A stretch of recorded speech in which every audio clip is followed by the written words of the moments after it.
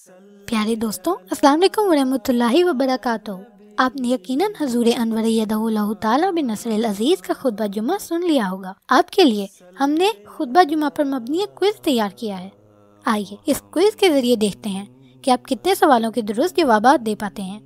آپ سے 10 سوالات پوچھے جائیں گے جن کا جواب دینے کے لیے آپ کے پاس 7 سیکنڈز کا وقت ہوگا۔ امید ہے کہ آپ سارے سوالوں کے درست جواب دے پائیں گے۔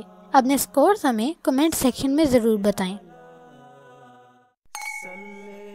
غزوہ حنین کس سنہ ہجری میں واقع ہوا؟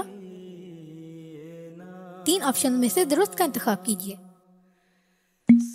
7 ہجری، 8 ہجری یا پھر 9 ہجری۔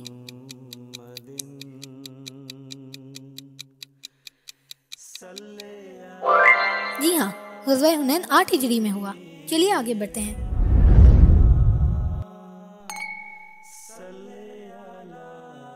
حنین کی وادی کہاں واقع ہے؟ آپ کے آپشنز ہیں مکہ اور طائف کے درمیان، مکہ اور مدینہ کے درمیان یا پھر طائف اور مدینہ کے درمیان۔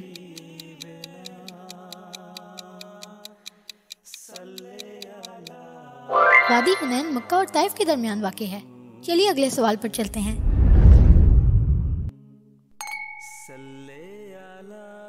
حنین میں آباد 2 قبیلوں کے نام بتائیں۔ آپ کے آپشنز ہیں بنو عدی اور بنو حوازن، بنو حوازن اور بنو مالک یا پھر بنو حوازن اور بنو ثقیف۔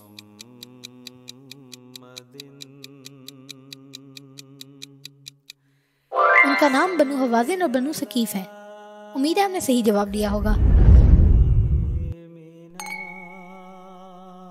غزوہ حنین کا ایک اور نام بتائیں جس کا ذکر حضور انور ایدہ اللہ تعالیٰ بن نصر العزیز نے خطبے میں کیا۔ غزوہ طائف، غزوہ بنو ثقیف یا پھر غزوہ حوازن۔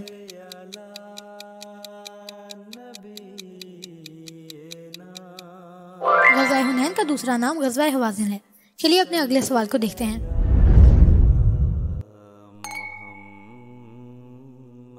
بنو حوازن کی طرف سے لشکر کا سپہ سالار کون تھا؟ آپ کے آپشنز ہیں عروہ بن مسعود، مالک بن عوف یا پھر درید۔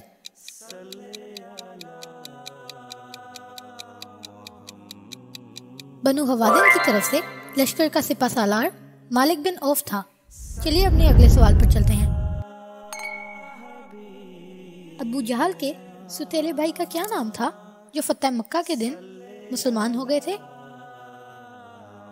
عبداللہ بن ابی ربیعہ، امیہ بن حرب یا پھر مالک بن عوف۔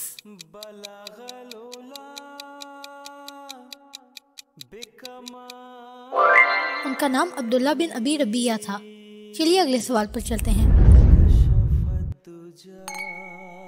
غزوہ حنین کے موقع پر بنو حوازن کے لشکر کی تعداد کیا تھی؟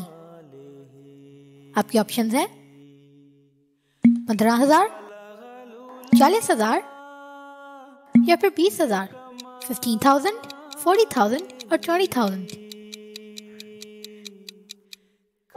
ان کی تعداد 20,000 یعنی کہ 20,000 تھی۔ چلیے آگے چلتے ہیں۔ بنو حوازن کی جنگ کے لیے تیاری کی خبر سن کر حضرت صلی اللہ علیہ وسلم نے اپنے صحابہ میں سے کن کو ان کی خبر لانے کے لیے بھجوایا؟ حضرت عبداللہ بن ابی حضرت رضی اللہ عنہ، حضرت حذیفہ رضی اللہ عنہ یا پھر حضرت سلمہ بن الاکوع رضی اللہ عنہ۔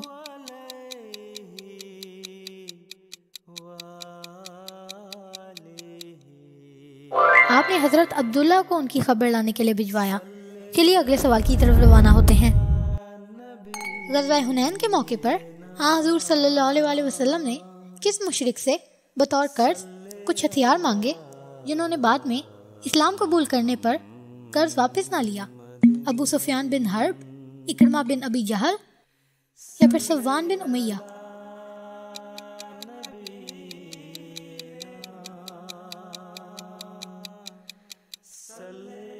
آپ نے صفوان بن امیہ سے بطور قرض ہتھیار لیے تھے۔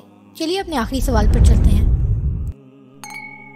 مالک بن عوف نے، جو کہ غزوہ حنین میں مخالف لشکر کا سپہ سالار تھا، جنگ کے لیے کون سی تدبیر اختیار کی جو اس وقت تک کسی نے نہ اپنائی تھی، کمین گاہوں میں چھپ کر حملہ کرنے کی، حملے میں پہل کرنے کی، یا پھر اہل و عیال کے ساتھ مقابلہ کرنے کی۔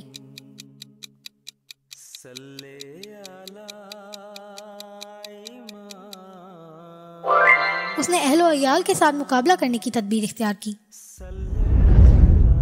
خلیفہ کے ہم ہیں خلیفہ ہمارا، وہ دل ہے ہمارا آقا ہمارا۔